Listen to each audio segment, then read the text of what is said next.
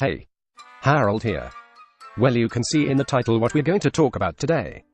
And yes, I meant the most basic of basic Su-27 version. Wait, I know what you are thinking. Why would you compare two fighter that is not similar in role, size, and even generation? I know. I couldn't think any form of similarity of the two aircrafts as well. Other than that weird flapper-on thingy they both have on most of their variants. But today I don't want to compare them spec by spec. No. More importantly, I want to compare them because the F-35 could learn a thing or two from its Russian comrade. Okay, brief history. The Su-27 Su-27 was designed sometime in 1970s and flew for the first time as the T-10 prototype on May 20, 1977. Then it got almost completely redesigned as the T-10S, more closely resembles the Su-27 we know today, and first took off on April 20, 1981. As for the F-35, it started life as the X-35 as part of the United States Joint Strike Fighter program and first flown on October 24, 2000. Okay, in case you guys don't die of boredom during that flash history, let's continue. As of the making of this video, the F-35 has three variants. The F-35A is the only one that have an internal gun and it is intended for service with the Air Force. The F-35B is the one which have the STOVL hovering ability thingy and mainly used for the US Marines and the Royal Navy. And the F-35C which has larger wings with foldable wing tips, larger stabilators, stronger landing gear and an arresting hook. Oh, and also this variant don't use a flapper-on, instead it uses a conventional aileron and flaps for better short takeoff performance. This variant obviously intended to be used as a carrier-based fighter for service with the US Navy.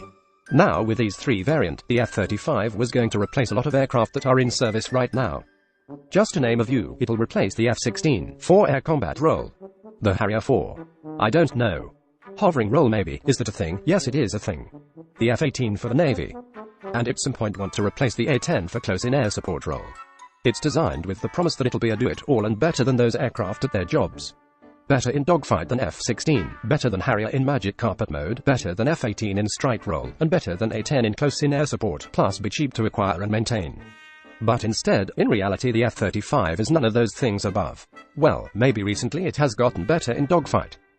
But it is in fact still an overpriced, hard to maintain and bloated with too much add-on and software update like a fucking broken computer, continued down-specking, and rising problem that can't be solved by software. Like why is the B variant can't only withstand 7G, worse than the fucking 1950s MiG-17.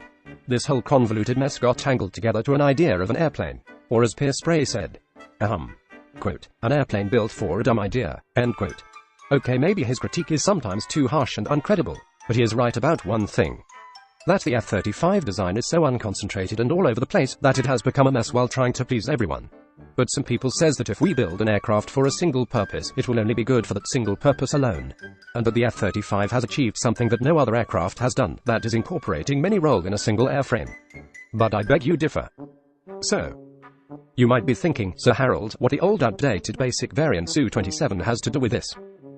Well, my friend, the Su-27 is what the F-35 would be if it has a concentrated design. Yeah, really. Its designers wanted it to be the best fighter aircraft. Here, look. Oleg Samylovich was one of the originators of this plane. He was the head of the Sukhoi Design Bureau Concept Department in the 70s.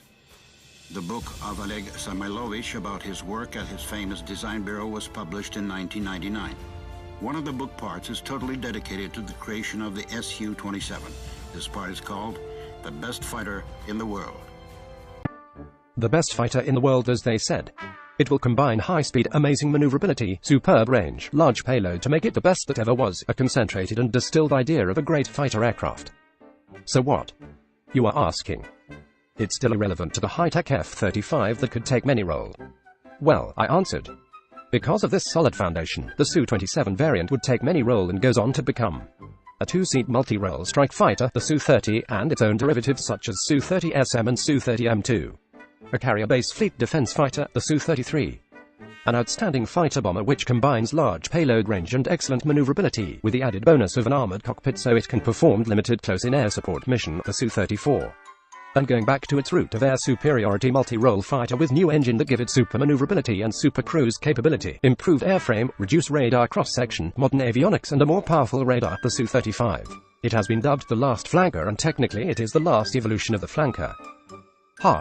The point is, the Su-27, like the F-35, has many variants to perform different role, but unlike the F-35, With a solid foundation and a concentrated design direction, the Su-27 has exceeded its designer's expectation and performed different role with flying colors. So basically, the Su-27 never aimed to be a do-it-all, and yet it does it all. Except hovering, maybe. But that ability usefulness is questionable. The F-35 is a great aircraft, with all its technologies and crap. But with that much of program cost? Fuck. I expect a perfect aircraft. Not a good one. It will be better if it has been designed in a way like the Su-27 and has an actual low price. Plus, it's not the designer's fault that the F-35 turned out like this. They did an amazing job for designing an aircraft. The one to blame is the corporate assholes that want to fill their own pockets and has advertised it far up in its own ass. This program has taken the money from US taxpayers and put it in the pocket of rich dudes, a money that can build infrastructures and free healthcare. The Su-27 F-35 similarity again showed here. While Su-27 saved the Sukhoi Design Bureau from bankruptcy and kept it alive in Russia's dashing 90s by being an amazing aircraft that sold like pancakes in export market, the F-35 also keeps Lockheed Martin alive by bankrupting US citizen. Anyways guys, thanks for wasting your life listening to me, and don't forget to be a keyboard warrior on the comment section below.